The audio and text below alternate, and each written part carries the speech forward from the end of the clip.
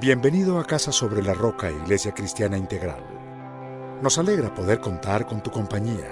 Estamos seguros de que Dios tiene un mensaje especial para ti. Nuestro objetivo, en el año de la libertad por la verdad, es que cada persona conozca a Jesús y que pueda tener un estilo de vida pleno e integral, mejorando su entorno familiar, social y laboral. Es tiempo de disponer tu corazón. Bienvenido. Vamos al libro de Ageo, capítulo 2. Quiero anunciar que el próximo domingo comenzamos un nuevo curso de ADN, que es un curso de fundamentos de la fe, un curso básico de fundamentos que proveemos en la iglesia. Usted puede comprar la cartilla en la librería y lo esperamos el próximo domingo a las 8:15 de la mañana para que usted nos acompañe en el sector de primaria del nuevo gimnasio cristiano. Allí vamos a estar dando el curso y van a estar muy pendientes de ustedes Héctor y Jennifer. Si usted hace tiempo se hizo el curso de vida nueva, pues y quiere renovar su fe, quiere avivar su fe, lo invito a que haga este curso de ADN, que es un curso muy chévere que la iglesia ha implementado para crecimiento espiritual de todos nosotros. Muy bien, Ageo capítulo 2. Recordemos que el profeta Ageo tuvo el ministerio o la gran responsabilidad de transmitir un mensaje a Zorobabel y a Josué, hijo de Josadac, con respecto a la reconstrucción del templo. Judá había estado en cautiverio y habían regresado, y el templo había estado descuidado durante 16 años. Ellos volvieron a reconstruir sus casas, pero descuidaron lo más importante: las cosas de Dios. Dígale al que tiene a su lado: usted no puede descuidar las cosas de Dios. Ahí está la bendición de nuestra vida. Si atendemos las cosas de Dios, vamos a tener bendición. Si descuidamos las cosas de Dios, vamos a empezar a tener problemas, porque Dios es lo primero.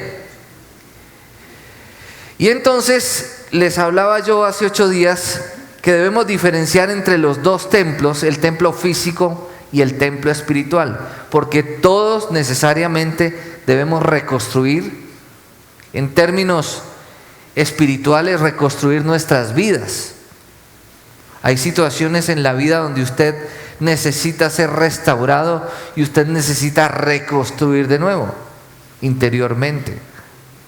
Desde luego hay muchas cosas que usted tiene físicamente que reconstruir y además construir por primera vez. De hecho, si miramos el contexto de lo que estamos haciendo, estamos reconstruyendo el templo. Estamos adecuando cada vez mejor nuestro templo para que podamos adorar a Dios, para que estemos más cómodos, para que podamos honrar al Señor a través de este templo lindo, hermoso que el Señor nos quiere regalar. Pero no podemos edificar el templo físico sin reedificar nuestra vida espiritual, nuestro ser interior. Entonces, vámonos por favor a Ageo, capítulo 2, versículo 3. Dice: ¿queda alguien entre ustedes que haya visto esta casa en su antiguo esplendor? ¿Qué les parece ahora? ¿No la ven como muy poca cosa? Pues ahora, ánimo Zorobabel, afirma el Señor, ánimo Josué, hijo de Josadac, tú eres el sumo sacerdote, ánimo pueblo de esta tierra, afirma el Señor, manos a la obra, que yo estoy con ustedes, afirma el Señor Todopoderoso. Y mi espíritu permanece en medio de ustedes conforme al pacto que hice con ustedes cuando salieron de Egipto. No teman, porque así dice el Señor Todopoderoso: dentro de muy poco haré que se estremezcan los cielos y la tierra, el mar y la tierra firme, haré temblar todas las naciones, sus riquezas llegarán aquí y así llenaré de esplendor esta casa, dice el Señor. Versículo 8. Mía es la plata y mío es el oro, afirma el Señor Todopoderoso. Versículo 9. El esplendor de esta segunda casa será mayor que el de la primera, dice el Señor Todopoderoso, y en este lugar concederé la paz, afirma el Señor Todopoderoso. Padre, gracias por hablarnos a través de esta palabra, por la revelación de tu Espíritu en medio de nosotros, por tu presencia, Señor, que es tan importante para nosotros. Amamos tu presencia, Señor, estamos conscientes, Dios, que tu palabra es la verdad. Háblanos, Señor, y que podamos ocuparnos no solamente de edificar el templo físico, sino que también podamos edificar nuestro templo espiritual con sabiduría y además procurando la santidad, Señor. En Cristo Jesús, amén y amén. Dígale al que tiene a su lado: tú eres templo del Espíritu Santo. Leíamos ahorita que el esplendor de la segunda casa iba a ser mejor que el de la primera. Cuando una persona es restaurada, ¿sí? La palabra restauración es volver a su estado original o mejora como estaba antes. Eso es lo que Dios hace en la vida de todo creyente. Si usted nace de nuevo, pues Dios le da una nueva naturaleza y usted es una nueva creación en Cristo.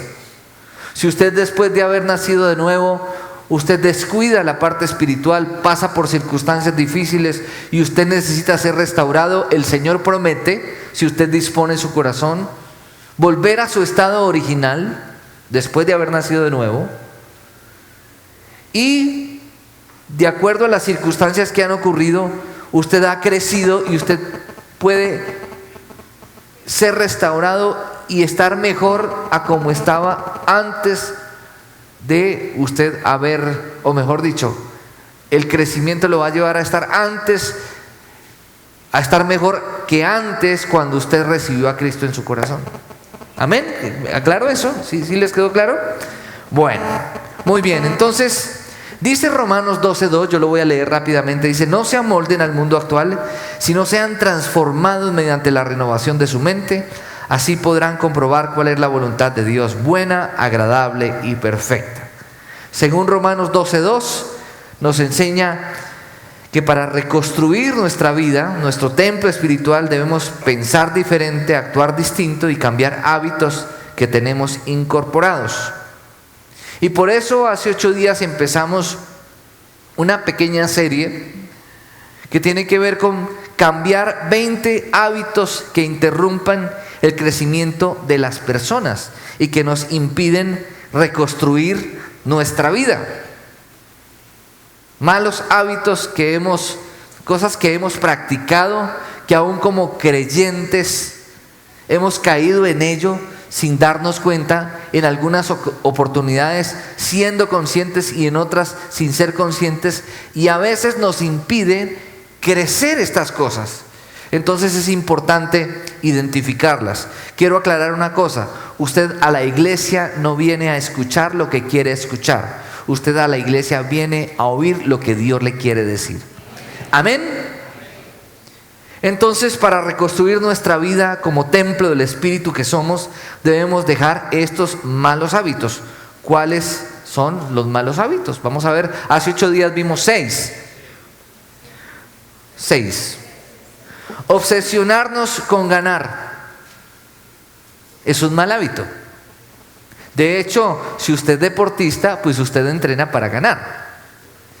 Pero el ganar en la Biblia es muy distinto al ganar como el mundo nos ha vendido la idea. Es decir, alcance lo que tenga que alcanzar, así tenga que pasar por encima del que sea. De hecho, leíamos que en la Biblia dice que los últimos serán los primeros. Aclaro, si usted es un deportista, usted estudia para ser un buen estudiante, para ser excelente, ¿cierto? Para acceder a una beca, y eso no está mal. Pero el tema es obsesionarnos todo el tiempo por ganar y tener unos parámetros de una vida en victoria muy distinto a lo que la Biblia dice. Porque finalmente lo que la Biblia nos enseña es que a pesar de las circunstancias, usted y yo somos más que victoriosos por medio de aquel que nos amó. Amén. Es decir, que yo antes de nacer he sido predestinado por Dios y yo nazco como un ganador en Cristo Jesús. Amén. Otro mal hábito que tenemos que dejar a un lado: sobrevalorar nuestra opinión. Es importante nuestra opinión, digan amén, pero es también muy importante la opinión de los demás. Amén. No es solamente lo que yo diga y punto. No, debemos aprender a atender el consejo de otros, aprender a escuchar a otros también. Eso hace parte de nuestra reconstrucción espiritual. Tercero, ponerle puntaje a todo. Entonces, ¿cuánto me quieres? De 1 a 10, ¿cuánto? Y le ponemos puntaje a todo, estamos calificando a las personas. Eso no está bien. Cuarto, criticar por el placer de criticar. Aprendíamos que no podemos estar todo el tiempo criticando. No hay nada más odioso que una persona criticona, ¿o no? A toda solución le ven el pero, el punto negro en la sábana blanca. Todo es malo, todo es crítica y crítica y crítica. Y dijimos que esas personas que todo el tiempo están criticando nunca salen del desierto, porque la generación que murió en el desierto fue una generación que murió en el desierto. ¿Por qué? Porque quejumbrosos y criticones. Dígale al que tiene a su lado: si eres criticón y quejumbroso, nunca vas a salir del desierto de tu vida. Dile así. Entonces hay cosas que a veces nos molestan, y no está mal a veces. Pues tampoco la vida no es que tenemos que tragarnos todo lo que nos den y tenemos que decir sí a todo, no.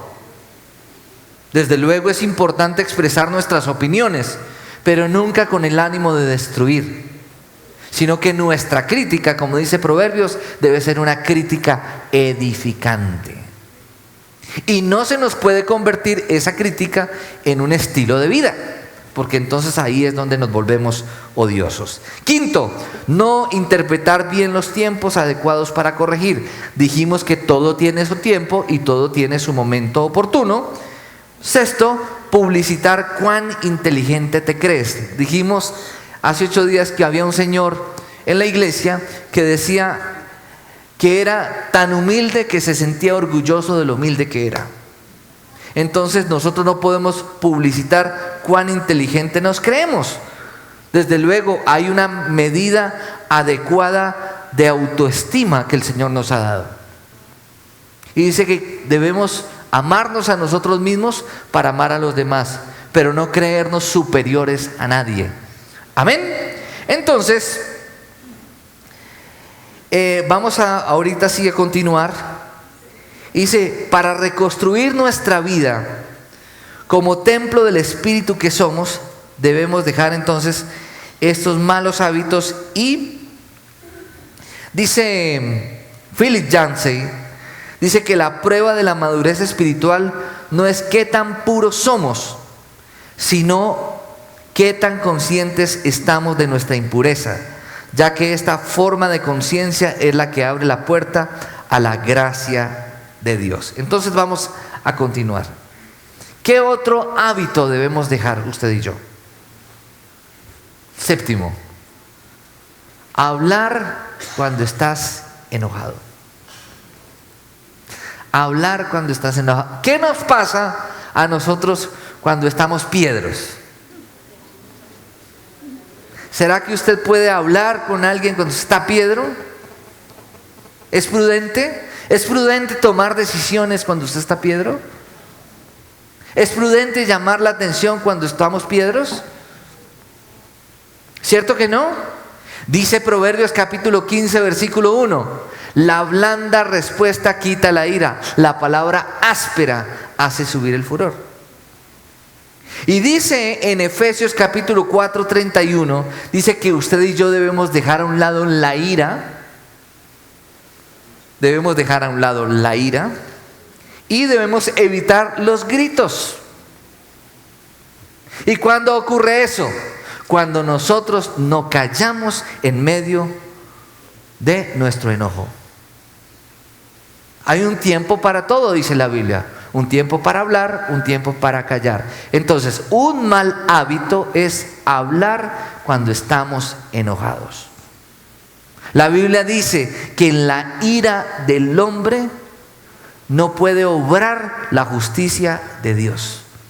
Amén. Dígale al que tiene a su lado: en la ira del hombre no puede obrar la justicia de Dios. Nosotros podemos tener razones para expresar en medio de la ira nuestros argumentos, pero no son bien recibidos, así tengamos la razón. Porque solamente en la mansedumbre que Dios nos da como fruto del carácter de Cristo es bien recibido la corrección que damos en un momento apropiado y expresar nuestras diferencias. Pero en medio de la ira, ¿qué es lo que pasa? Se calientan los ánimos, ¿cierto? Entonces, cuando usted tenga una dificultad con su esposa, no le diga: hablemos, pero hablemos ya. ¿Saben qué va a pasar? Póngase a pensar qué puede pasar, ¿cierto? Más bien diga: después hablamos, que tengo mucha piedra, ¿cierto? ¿Cuál es el gran error de nosotros los padres que tenemos hijos adolescentes frente a la grosería de los hijos adolescentes a veces? Cuando a veces son adolescentes, cuando a veces son groseros, contestones, o tienen pereza toda hora, o hay que repetirles las cosas. No sé si a mí sea el único que me pasa. Y si usted tiene una adolescente al lado, hágase el bobo, no ha pasado nada, su hijo no es así, ¿cierto? Pero ¿cuál es el gran error de nosotros los padres? Que reaccionamos frente al adolescente con ira y expresamos y descargamos toda nuestra ira frente a ellos. Y ahí es donde nosotros perdemos el año. ¿Y saben qué hacemos? Edificamos una gran brecha que lo que hace es construir un gran muro o una gran brecha en nuestra relación con ellos y de ellos con nosotros. Amén. Entonces, no hablar cuando estemos enojados. Otro hábito que debemos dejar a un lado para poder reconstruir ese templo espiritual que somos cada uno de nosotros: esperar siempre lo peor. ¿Usted conoce a alguien así? Es que si yo voy a tal sitio me va a ir mal. Es que si voy a San Andrés de pronto se cae el avión. Es que si me meto al mar de pronto me come un tiburón, ¿cierto? Es que si me enfermo de pronto no hay la droga y me voy a morir. Es que si me hace el examen el cardiólogo, de pronto me hace el examen y preciso cuando me está haciendo el examen falla la máquina y me muero. ¿Usted ha oído gente que se expresa de esa manera? Yo conozco personas así. Todo el tiempo están viendo lo malo. Nosotros debemos ser precavidos. Diga, una cosa es ser precavido y otra cosa es ver todo lo malo, ¿cierto? Una cosa es una cosa y otra cosa es otra cosa. La gente de Dios debe ser prudente. Pero nosotros no tenemos por qué a toda hora pensar en todo lo malo que puede ocurrir. Les voy a leer Jeremías 29:11, porque hay una verdad, única verdad que es absoluta, y es la palabra de Dios, y esa verdad a usted y a mí nos hace libres. Amén. Quiero aclarar una cosa: si usted y yo tenemos una alta expectativa con respecto a las personas, téngalo por seguro que en algún momento vamos a sentirnos frustrados si tenemos una alta expectativa con respecto a la gente. ¿Por qué? Porque los seres humanos somos imperfectos. Amén. Entonces espere siempre lo bueno de Dios.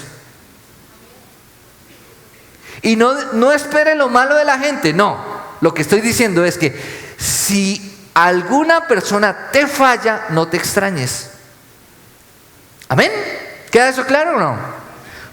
Jeremías 29, 11, y lo vamos a leer todos juntos. Jeremías 29, 11. ¿Qué dice el título en el capítulo arriba? ¿Qué dice? Carta a los exiliados. Es decir, que el pueblo de Israel estaba pasando por momentos muy difíciles. Habían muchas promesas por parte de Dios. ¿Y qué le dice el Señor a ese pueblo? Que finalmente somos nosotros también, por medio de la fe en Jesucristo. ¿Qué dice? Porque yo sé muy bien los planes que tengo para ustedes. Si se montan en el avión, se va a caer el avión. Si se van al mar, van a naufragar. ¿Dice eso? Si duermen tranquilos, de pronto se van a morir. No esté tranquilo que de pronto viene un terremoto. Le va a venir un cáncer, le va a venir... ¿Dice eso el texto? ¿Qué dice? Porque yo sé muy bien los planes que tengo para ustedes, afirma el Señor. Si compro la casa, ¿será que sí la voy a poder pagar? Hombre, si Dios le dio para comprarla, ¿cómo no le va a dar para pagarla? Amén. Ay, si compro el carro, ¿será que sí me alcanza para la gasolina? Si Dios le dio para el carro, ¿cómo no le va a dar para la gasolina? Ay, estoy estrenando nevera y ahora ¿será que me alcanza para mercar? Dios es sabio, por Dios. Si Dios le dio la nevera, Dios le llena la nevera, por Dios. Esa bendita mentalidad de los cristianos de pobreza, de ruina, de escasez, siempre pensando en lo poco, lo escaso. No estamos entendiendo la grandeza y la magnificencia de nuestro Dios. Usted y yo tenemos que vernos como lo que somos, hijos de Dios, santos, amados, redimidos, valemos la sangre de Jesucristo. No somos del montón, somos gente especial, gente de gran estima para el Señor. Amén. Y si nosotros como padres padres imperfectos, damos cosas buenas a nuestros hijos, ¿cuánto más nuestro Padre que está en el cielo nos dará lo que le pidamos? Entonces, ¿qué dice? Porque yo sé muy bien los planes que tengo para ustedes, afirma el Señor. ¿Cuáles planes? ¿Planes de qué? Planes de bienestar y no de calamidad. ¿A fin de qué? De darles un futuro y una esperanza. Que si usted y yo estamos preocupados por el futuro, usted y yo podemos estar tranquilos, porque el Señor tiene planes de bienestar para usted y para mí. Amén. Entonces no sigamos pensando en lo malo que va a ocurrir, sino digamos: el favor de Dios está conmigo a donde yo vaya, porque Él ha dicho que estará conmigo siempre hasta el fin del mundo. Amén. ¿Y si viajo y me estrello? ¿Y si como esto y me cae mal? Tenemos que dejar el pesimismo. Cambiemos el pesimismo por la fe y la esperanza en Él. Dios tiene planes hermosos para usted y para mí. Amén. ¿Y si me gradúo del colegio, será que sí voy a poder estudiar en la universidad? ¿Quién eres tú? ¿Quién eres tú? ¿Quién eres tú? Bueno, yo le pregunto, ¿será que los hijos de Julio Mario Santo Domingo, cuando estaban en el colegio, se preocupaban porque en qué universidad iban a estudiar? Los hijos de Carlos Sarmiento Angulo, uno de los banqueros más importantes de este país, se preocupaban porque iban a estudiar en qué universidad y con qué iban a pagar. Y le voy a decir una cosa: su papá es más rico que Julio Mario Santo Domingo cuando estuvo en vida y que Carlos Sarmiento Angulo, que todavía vive. Y más poderoso que el presidente de los Estados Unidos, y más poderoso que cualquier nación poderosa de este mundo. Ese es nuestro Dios. ¿Usted lo cree o no lo cree? Entonces dejemos de esperar siempre lo peor y confiemos en que el Señor nos lleva de su mano. Otro hábito que debemos dejar a un lado, que debemos desechar, que debemos renunciar a él: guardarte información. Ojo, quiero ser claro con esto. Cuando hablamos de guardarnos información, no quiere decir que usted tiene que contar todo. No, tenemos que ser prudentes y hay cosas que tenemos que guardar en el corazón. Cuando hablamos de guardar información es que si yo tengo la posibilidad, he recibido tanto de Dios, yo no me puedo quedar con todo el conocimiento para mí mismo. Yo tengo que estar dispuesto a dar de lo que Dios a mí me ha dado. Amén. Es triste decir que hay empresas que han muerto sus fundadores y se han acabado. ¿Por qué? ¿Por qué? Porque no hay un legado. Porque hay personas que desarrollan la idea y nunca la comparten con nadie y se mueren con esa idea. Nunca comparten su conocimiento, nunca forman a nadie más. El éxito del liderazgo, ¿cuál es? Multiplicar lo que Dios a usted y a mí nos ha dado. Amén. Y muchos no lo hacen. Es muy común en las empresas que aquel que sabe algo no lo comparte porque le da susto de si lo cuenta, lo echan. Y de pronto, si es una persona que tiene experiencia y lleva años en una empresa, dice: si yo cuento, de pronto le cuento a uno más joven, de pronto me echan a mí por darle el trabajo al más joven. Y eso ocurre actualmente. Pero usted no se preocupe por eso, porque el Señor a usted es el que lo sustenta. Y nosotros no podemos ser egoístas. Amén. Y vamos a ver un evento en la Biblia, en Hechos 3, versículo 1 al 7, y lo vamos a leer todos juntos. Hechos 3, versículo 1 al 7. Hechos 3, 1 al 7. Dios nunca va a pedir de ti lo que Dios no te haya dado a ti. Yo no puedo dar de lo que no tengo. Amén. Y miren lo que dice. Leámoslo todos juntos. Un día subían Pedro y Juan al templo a las 3 de la tarde, que es la hora de la oración. Junto a la puerta llamada Hermosa había un hombre lisiado de nacimiento, al que todos los días dejaban allí para que pidiera limosna a los que entraban en el templo. Es paradójico. Una persona en el templo pidiendo limosna. O sea, una persona pudiendo entrar al templo para ser sanado, se contentó con quedar toda la vida fuera del templo y vivir pidiendo limosna. Sigamos. Dice: cuando éste vio que Pedro y Juan estaban por entrar, les pidió limosna. Pedro, con Juan mirándolo fijamente, le dijo: míranos. El hombre fijó en ellos la mirada, esperando recibir algo. No tengo plata ni oro, declaró Pedro, pero lo que tengo te doy. En el nombre de Jesucristo de Nazaret, levántate y anda. Y tomándolo por la mano derecha, lo levantó. Al instante los pies y los tobillos del hombre cobraron fuerza.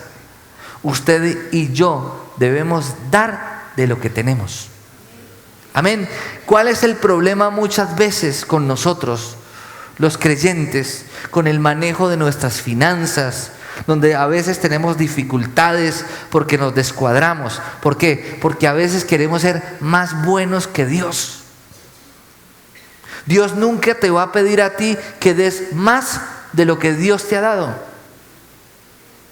En todo. Tienes un conocimiento, da de lo que tienes. Tienes una fe, comparte esa fe con otros. ¿Has recibido consuelo? Consuela de la misma manera como tú has sido consolado. Amén. Si has recibido tanta bendición, bendice a otros. Nosotros no nos podemos quedar con eso. Un día un hombre Trabajaba en una empresa y su trabajo era supremamente monótono. Y oró para que cambiara la monotonía de su trabajo. Y Dios le dio la posibilidad en los momentos le regaló una cajita. Un ángel se le apareció, le llevó una cajita, y cada vez que este hombre abría la cajita se llenaba de alegría y de gozo. Entonces, cuando él tenía sus momentos de descanso, abría la cajita, se llenaba de gozo y volvía y la cerraba cuando volvía a su trabajo. Salía del trabajo, se llevaba la cajita, salía del trabajo, abría la cajita en la casa, volvía y la cerraba, y cuando estaba triste volvía y la abría y se llenaba de gozo. Y un día el ángel regresó a quitarle la cajita y le dijo: ¿por qué me la quitas? Dijo: porque esa cajita es para que tú compartas de lo que Dios te ha dado con otros. Cuando Dios te da talentos, habilidades, y tú no la compartes con otros, no es que Dios te quite lo que Dios te dio, porque los dones y los llamamientos son irrevocables, pero eso te impide que tú puedas crecer.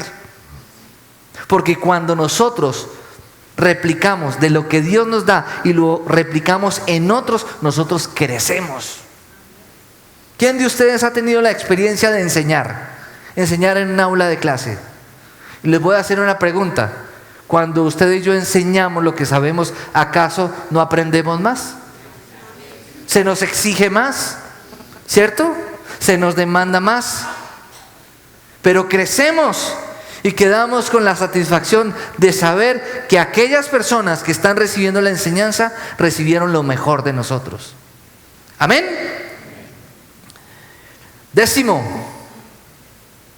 Entonces dígale al que tiene a su lado: de lo que tengo te doy.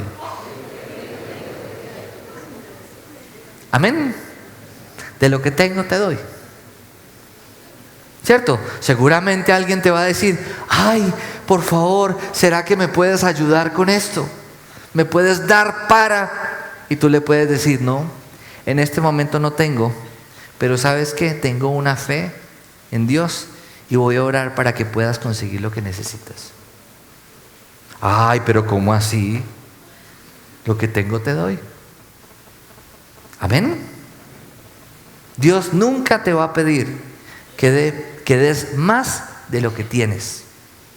Amén. Y Dios te va a exigir cosas en tu vida, y eso que Dios te va a exigir para tu vida es porque Dios te ha capacitado y te ha dado para que tú puedas obedecer lo que Dios pide de ti. Amén. 10. Guardarte el reconocimiento que deberías darle a otros. Hay algo que se llama los derechos de autor, ¿cierto? Pero más adelante voy a hablar de eso. Cuando nosotros hablamos de esto trata mucho con el orgullo, ¿cierto? Porque el mundo actual y nuestra sociedad nos ha vendido la idea de que el reconocer los talentos en otros y exaltar sus habilidades es como una muestra de debilidad nuestra. Y eso no es bíblico. Porque la Biblia dice en Romanos que al que honra, honra. Amén. Los reconocimientos no se buscan, pero no se rechazan cuando se reciben. Amén. ¿Me aclaro eso o no? ¿Sí les quedó claro? Uno no tiene por qué buscar los reconocimientos, pero cuando nos lleguen no los podemos rechazar. Amén. Póngase a pensar en personas que están alrededor suyo, que hacen tantas cosas valiosas. Que hacen tantas cosas valiosas. Y usted dice: oiga, yo admiro fulanito de tal. La pregunta es: ¿y tú se lo has dicho? Ay, no, es que a mí me da pena. Si tú se lo dices, tú vas a añadirle calidad a esa vida. Le vas a añadirle valor a esa vida de esa persona que tú admiras, pero en silencio. Hay que expresar las cosas buenas a la gente.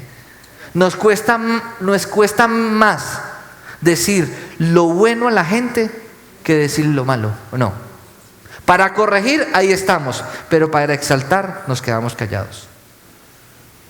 Es importante darle valor a las personas. Filipenses 2, vámonos para Filipenses 2.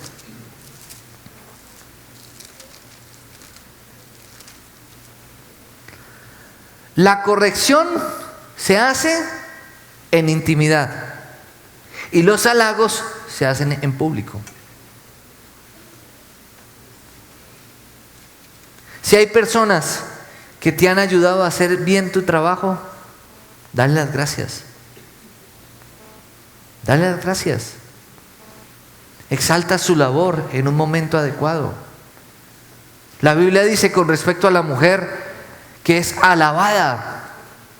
La esposa debería ser alabada todo el tiempo por nosotros. Los hijos, cuando los hijos hacen algo bien, que podamos exaltarlos, que podamos alabarlos. Lo hiciste muy bien. Eres una persona capaz. Todo lo puedes en Cristo que te fortalece. Eres una persona de admirar. Seguramente, si es adolescente y lucha con su estima, le va a decir, no me digas eso. Pero no importa. No pierdas el impulso de siempre valorar las cosas buenas que hacen los demás. Filipenses capítulo 2, versículo 5 en adelante, ¿qué dice? Filipenses 2 del 5 en adelante. ¿Sí? Dice, la actitud de ustedes debe ser como la de Cristo Jesús, quien siendo por naturaleza Dios, no consideró el ser igual a Dios como algo a que aferrarse. Por el contrario, se rebajó voluntariamente tomando la naturaleza de siervo y haciéndose semejante a los seres humanos. Dice que la actitud de Jesús es una actitud de humildad. Dice la Biblia, aprendan de mí que soy manso y humilde de corazón. Ponte a pensar en tus logros y quiénes están alrededor tuyo para lograr lo que has logrado. ¿Quiénes te ayudaron en el camino? Muchas veces los logros son el resultado de un trabajo de un equipo. Nosotros no nos podemos quedar con la actitud egoísta y orgullosa por no exaltar. Es que de pronto yo lo exalto y se me vuelve orgulloso. No, orgulloso es usted que no reconoce a aquellos que están haciendo bien las cosas.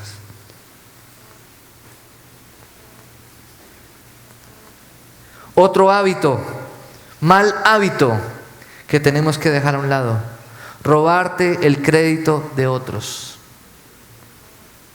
Ahora sí, volvamos al tema de los derechos de autor.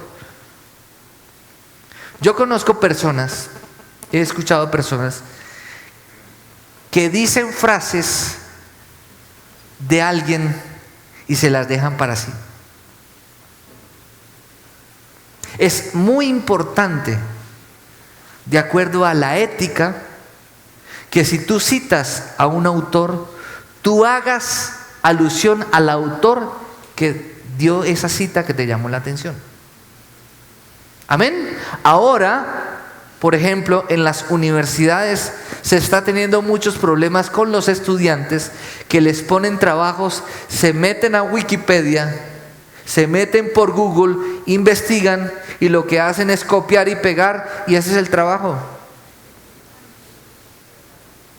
Y no se respetan los derechos de autor.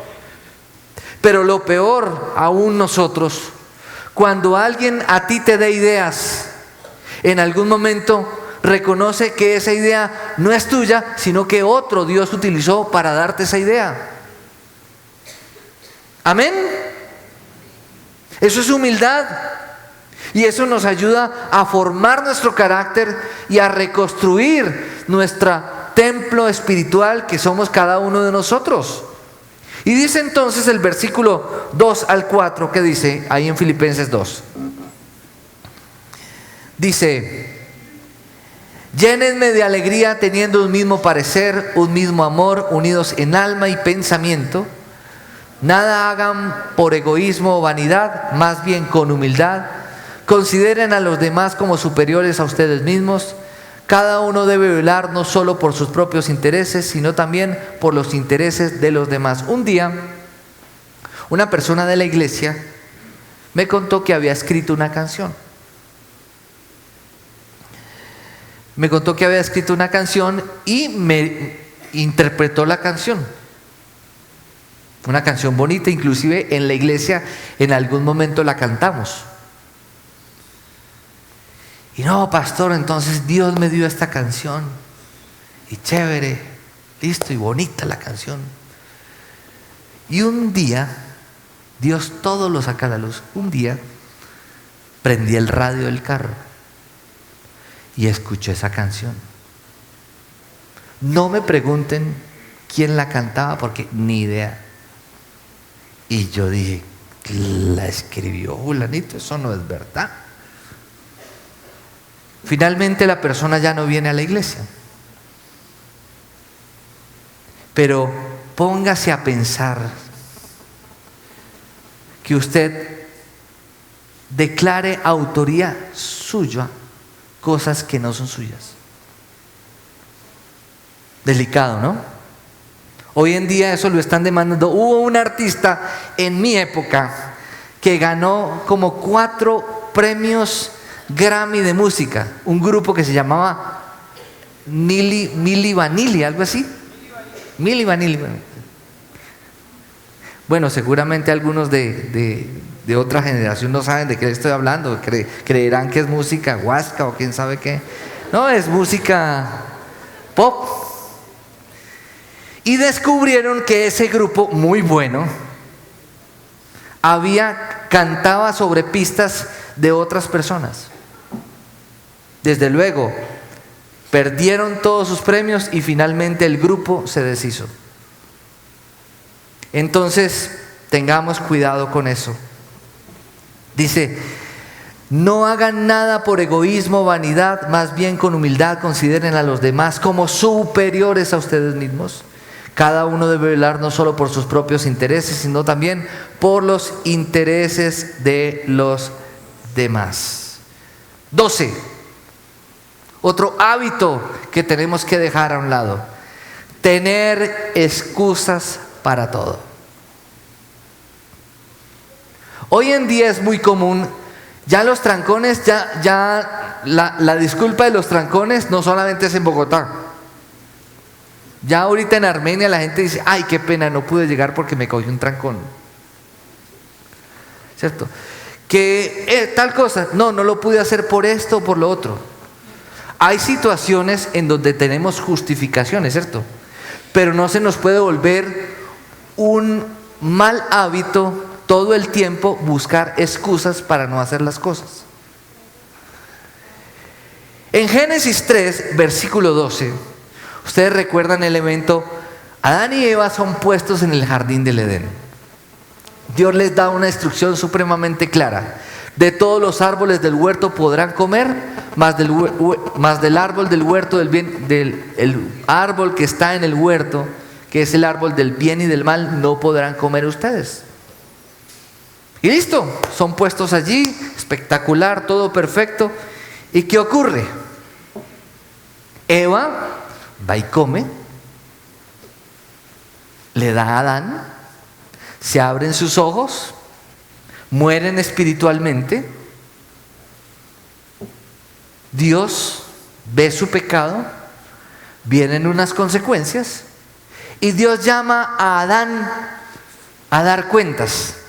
Y mire lo que le contesta Adán al Señor. Génesis 3, versículo 12. Génesis 3, versículo 12. Él respondió, versículo 11, vamos a leerlo. ¿Y quién te ha dicho que estás desnudo?, le preguntó Dios. ¿Acaso has comido del fruto del árbol que yo te prohibí comer? Él respondió. ¿Qué respondió? La mujer que me diste por compañera me dio de ese fruto y yo lo comí. Cuando usted y yo nos la pasamos disculpándonos por todo, justificando nuestra conducta, ¿sabe en quién recae la culpa? de nosotros no hacer las cosas, ¿saben en quién la depositamos? ¿Saben quién? En las demás personas o en aquel que me está pidiendo cuentas sobre mis actos. Y eso no es correcto. Y mire lo que ocurre después. Entonces Dios el Señor le preguntó a la mujer: ¿qué es lo que has hecho? La serpiente me engañó y comí, contestó ella. ¿Y qué pasó después? Dios el Señor entonces a la serpiente, dijo entonces a la serpiente: por causa de lo que has hecho, maldita serás. Bueno, ahí viene una consecuencia. Pero ¿a qué voy con esto? ¿Cuál es el pecado de Adán y Eva en el Edén? Las disculpas. Y muchas veces lo que nos impide a usted y a mí crecer en nuestra relación con Dios, en nuestra relación con el prójimo, en la construcción de nuestra vida, es buscar justificaciones por lo que no hemos hecho o hemos dejado de hacer en otras personas. La Biblia dice que cada uno de nosotros debe responder por sus actos. ¿Qué es más fácil? Culpa de otro. Pero ¿qué es lo correcto? Cometí el error y pido perdón. Y voy a trabajar para mejorar eso. ¿Amén? ¿Vamos a trabajarlo así o no? ¿Sí? No nos vamos a autojustificar, sino que vamos a reconocer nuestro error y vamos a pedir perdón. Eso es humildad. Último mal hábito que usted y yo debemos dejar para poder reconstruir ese segundo templo o ese templo espiritual que somos nosotros: retener el pasado. Y vámonos para Filipenses capítulo 3, versículo 13. Hay gente que no es histérica sino histórica. Se acuerda de todo con fechas, con circunstancias, con cómo estaba vestida la persona, cómo era el estado del clima en ese momento. ¿Usted se ha dado cuenta que las mujeres son así? Pregúntele usted a su esposo qué tenía ella puesta el día, de qué color era el pantalón que tenía el día que salieron por primera vez, a ver si usted se acuerda. Pero pregúntele a ella cómo estaba usted ese día. Generalmente las mujeres son muy detallistas, ¿cierto? ¿Qué película, cuál fue la primera película que fueron a ver a cine la primera vez? ¿Cuál fue el tema que hablaron la primera vez que hablaron? ¿En dónde se vieron? Si fueron a comer, ¿qué comieron? ¿Cierto? Es muy buena memoria, ¿cierto? Pero les digo una cosa. Resulta que me vi una película que se llama Buscando a Dory. Espectacular, me encantó. Y Dory tiene una frase célebre. ¿Saben cuál es la frase? Para ser feliz solo hay que tener muy mala memoria. ¿Saben por qué? Porque cuando usted tiene mala memoria para lo malo que le ocurrió, usted es feliz. Tenemos mala memoria para lo bueno, pero tenemos muy buena memoria para vivir recordando lo malo que nos ha ocurrido. Entonces no podemos seguir reteniendo nuestro pasado. Mire lo que dice Filipenses capítulo 3, versículo 13. Filipenses 3:13. Dice, vamos a leer desde el 12. No es que ya lo haya conseguido todo o que ya sea perfecto. Sin embargo, sigo adelante.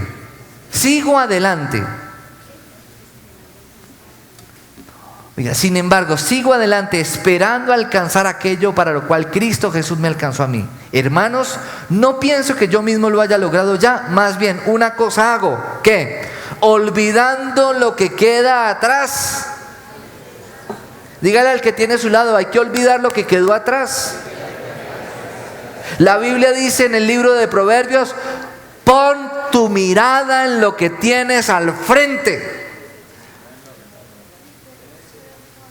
El vidrio panorámico es más grande que el espejo retrovisor.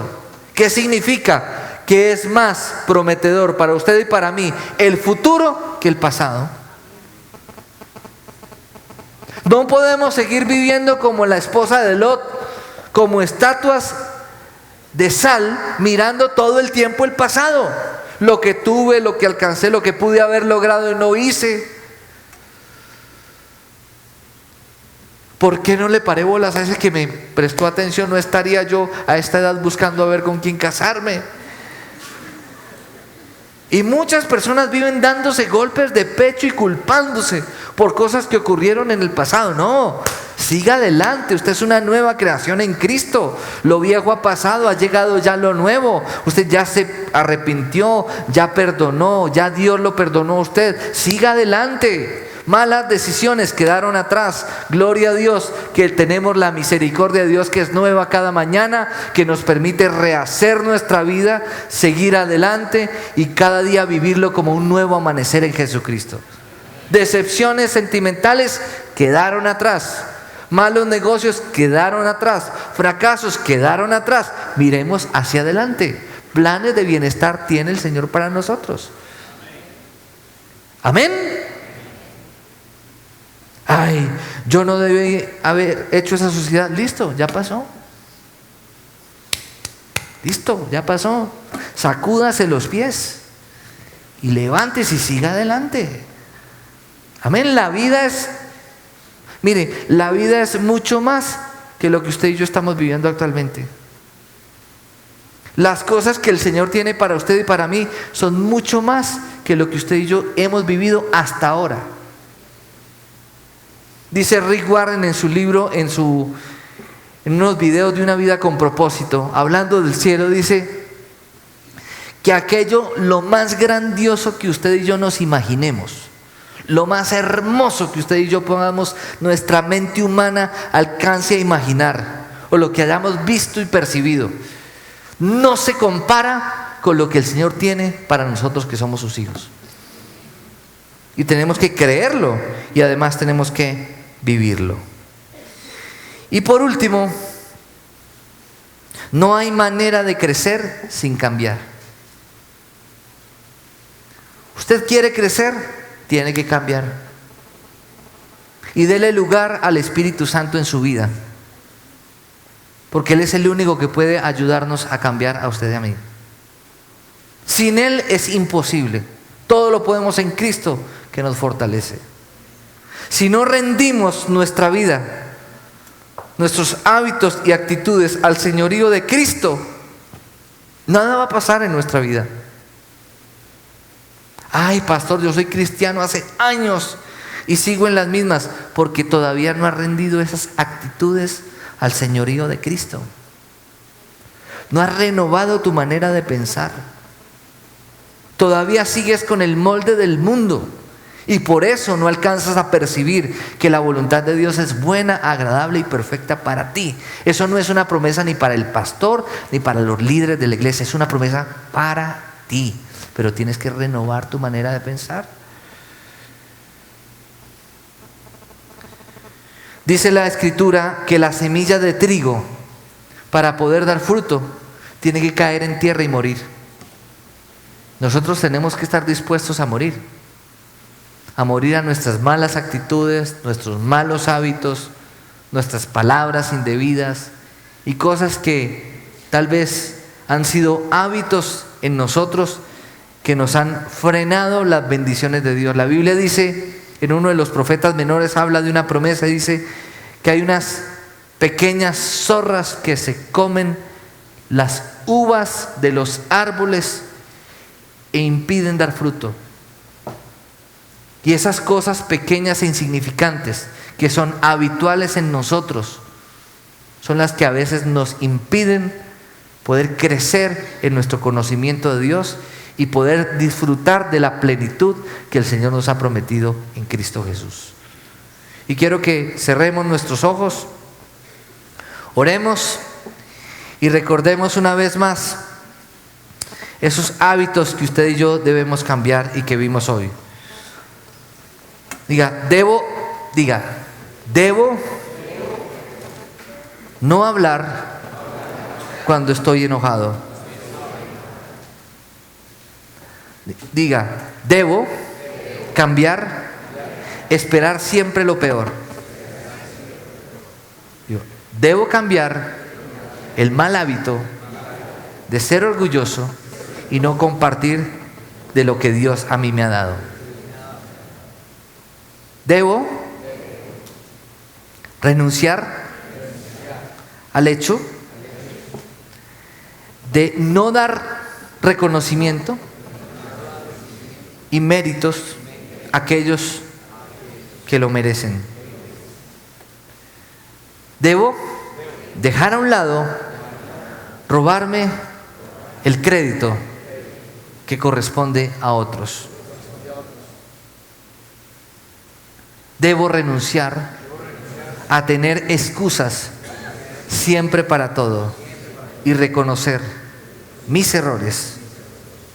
Debo renunciar al pasado porque tengo un futuro y una esperanza en Cristo Jesús. Amén y